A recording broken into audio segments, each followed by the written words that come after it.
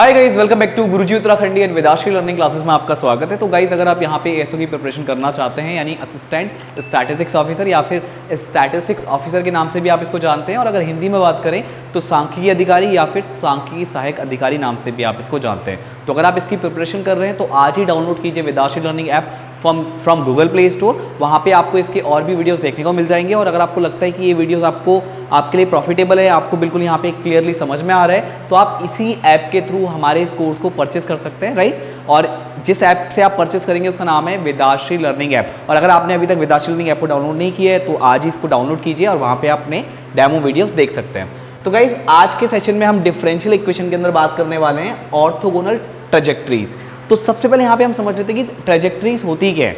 तो ट्रेजेक्टरीज का यहाँ पे मतलब क्या है। फॉर एग्जांपल मैं आपको यहाँ पे समझाने की कोशिश करता हूँ। जैसे मान लीजिए मैं एक यहाँ पे कर्व लूँ, जैसे मान लो एक x square plus y square is equals to a square. ये आप देख सकते हैं सर्किल का इक्वेशन है जिसका सेंटर कहाँ पे, ओरिजिन पे है, ठीक है। तो अगर मैं यहाँ पे इसको ड्रॉ करूँ और यहाँ पे ए की वैल्यू चेंज करता रहूँ, तो यहाँ पे जैसे ए की वैल्यू 1 हो गई तो 1 रेडियस का सर्किल, अगर 2 हो गई तो 2 रेडियस का सर्किल। मतलब आप ए की डिफरेंट वैल्यू रखते रहोगे, क्योंकि हम फैमिली ऑफ कर्व की बात करने वाले हैं, ठीक है। तो इसके अगर फैमिली ऑफ कर्व की बात करेंगे, फैमिली ऑफ कर्व की, तो उसमें ए की डिफरेंट वैल्यू आप रखते रहेंगे, तो आपको डिफरेंट इसके कर्व मिलते रहेंगे जिनका सेंटर क्या होगा, ओरिजिन, राइट। तो आप देख सकते हैं कि इस टाइप का आपको अरेंजमेंट देखने को मिलेगा। और अगर आप एक लाइन ड्रॉ करते हैं y is equals to x, तो आपको पता है ये लाइन किस तरह से जाएगी, ये बिल्कुल सेंटर से पास होगी। मैंने तो यहाँ पे क्या कहते हैं थोड़ा सा सेंटर से शिफ्ट हो गया है। ये लाइन जो है बिल्कुल सेंटर से पास होगी, और ये लाइन इस फैमिली ऑफ कर्व को सभी पॉइंट पे का मतलब सभी यहाँ पे जो सर्किल है उनको कट करेगी। जो जितने भी आपको सर्किल दिख रहे हैं आप और सर्किल बनाते जाइए और इस लाइन को लंबा करते रहिए, तो आपको क्या मिलेगा कि ये जो आपका लाइन है y is equals to x, यानी इसको आप एक कर्व का पार्ट भी बोल सकते हो। तो ये जो आपकी लाइन है ये पूरा क्या कर रही है, इस सर्किल के हर एक मतलब यह आपका जितने भी सर्किल हैं उन सर्किल को क्या कर रही है, कहीं ना कहीं किसी पॉइंट पे कट कर रही है। तो जब आपके ऐसे आपको मतलब ऐसे आपको अरेंजमेंट मिले जहाँ पे आपके फैमिली ऑफ कर्व हो और उसको कोई दूसरा कर्व उसको कट कर रहा हो, राइट, और आप देख सकते हैं कि सारे सर्किल आपके कट हो रहे हैं, तो ऐसी मतलब इस अरेंजमेंट को आप बोलोगे यहाँ पे ट्रेजेक्टरी। तो इसकी डेफिनेशन पे बात कर लेते हैं एक बार। A curve which cuts every member, a curve, यहाँ पे आप देख सकते हैं कर्व की जगह हमने यहाँ पे लाइन दी हुई है, तो डेफिनेशन में आप कर्व वर्ड यूज करेंगे। अ curve which cuts every member of a given family of curve is called trajectory. यानी यहाँ पे क्या हो रहा है, ये वाला जो कर्व है जो y is equals to x है, ये यहाँ पे सर्किल के हर एक फैमिली को क्या कर रहा है, कट कर रहा है, तो इसे आप बोलेंगे ट्रेजेक्टरी। बट ऑर्थोगोनल ट्रेजेक्टरी क्या होती है, ऑर्थोगोनल ट्रेजेक्टरी में क्या होता है, ये जो कर्व है जो ये आपको लाइन दिख रही है यहाँ पे y is equals to x, ये अगर हर फैमिली ऑफ कर्व को 90 डिग्री पर कट करे तो आप इसे बोलेंगे ऑर्थोगोनल ट्रेजेक्टरीज। क्या बोलेंगे, ऑर्थोगोनल ट्रेजेक्टरीज। एक और एग्जांपल मैं आपके सामने दिखाता हूं। जैसे मान लीजिए आपकी एक्स वाई एक्सेस होगी और आप यहाँ पे लेते हैं x इज इक्वल्स टू ए, तो ये x इज इक्वल्स टू ए क्या है, आप यहाँ पे क्या करेंगे, x में जाकर के जैसे मान लो a की वैल्यू 1 है, तो ये इसका क्या आ जाएगा, कर्व आ जाएगा, यानी लाइन आ जाएगी यहाँ पे ऐसी x is equals to 2, x is equals to 3, x is equals to 4, यहाँ पे x is equals to -1, x is equals to -2, x is equals to -3, इस तरह से। और अगर आप एक और लेते हैं यहाँ पे y is equals to b, यानी जो x इज इक्वल्स टू ये है, तो ये उसके आपकी लाइंस हो गई जो कि आपका क्या होंगी, x एक्सिस के परपेंडिकुलर होंगी। और अगर हम बात करें y is equals to b, तो जैसे मान लो आप 1 वैल्यू लेते हो b की, तो ये y is equals to 1, y is equals to 2, y is equals to -1, y is equals to -2। तो आप जो यहाँ पे अरेंजमेंट देख रहे हैं, तो आप इन दो पॉइंट के बीच में जब एंगल देखेंगे तो ये आपको 90 डिग्री का देखने को मिलेगा, राइट, करेक्ट। क्योंकि जब x is equals to a का आप जब ग्राफ ड्रॉ करेंगे तो x is equals to a का मतलब क्या है कि ये क्या होगा, आपका y एक्सिस के पैरेलल होगा और x एक्सिस के क्या होगा, परपेंडिकुलर होगा। और हम y is equals to b की बात करें और इसके फैमिली ऑफ कर्व की बात करें, तो यहाँ पे जो y is equals to b होगा वो आपका x एक्सिस के पैरेलल होगा और y एक्सिस के क्या होगा, परपेंडिकुलर होगा। तो यहाँ पे आप देख सकते हैं ये जो आपका अरेंजमेंट दिख रहा है आपको, ये क्या है, ऑर्थोगोनल ट्रेजेक्टरी है, करेक्ट।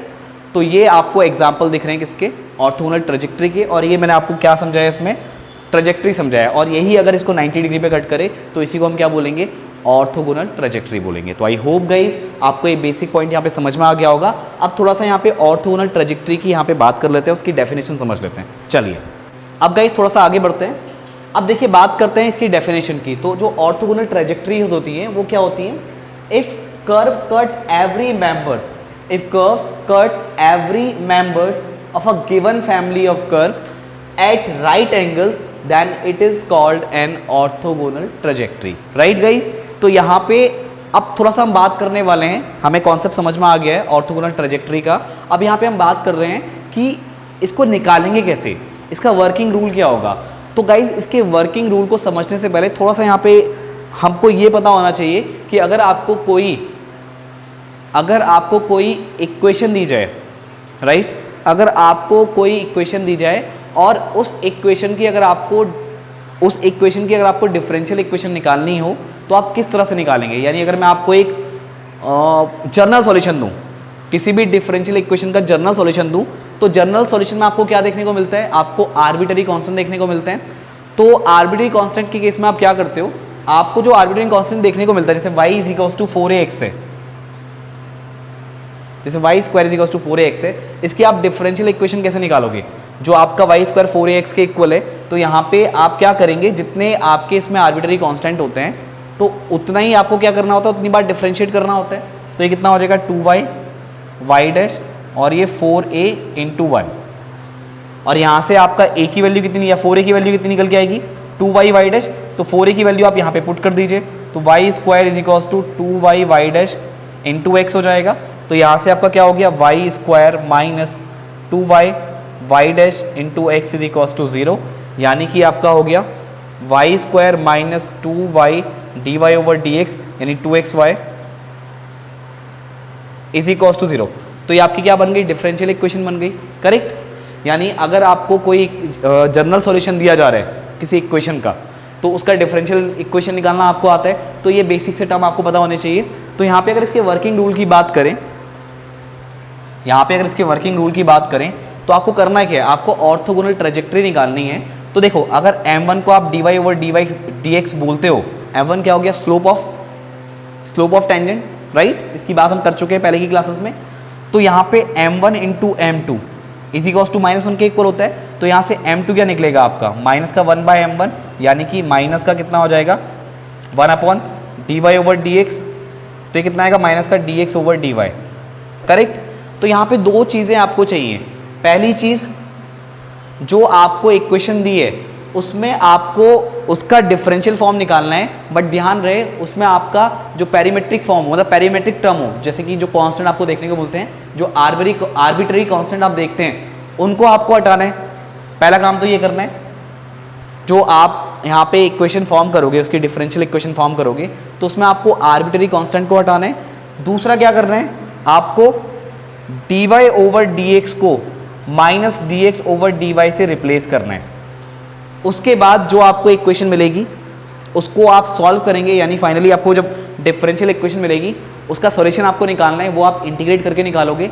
तो जो इंटीग्रेट करके आपको इक्वेशन मिलेगी वो आपका क्या होगा, ऑर्थोगोनल ट्रेजेक्ट्री होगा, राइट। अब ये तो मैंने ओरली यहाँ पे बात कर ली, अब इसका एक क्वेश्चन ट्राई करते हैं और वहाँ से इसको समझने की कोशिश करते हैं। चलिए,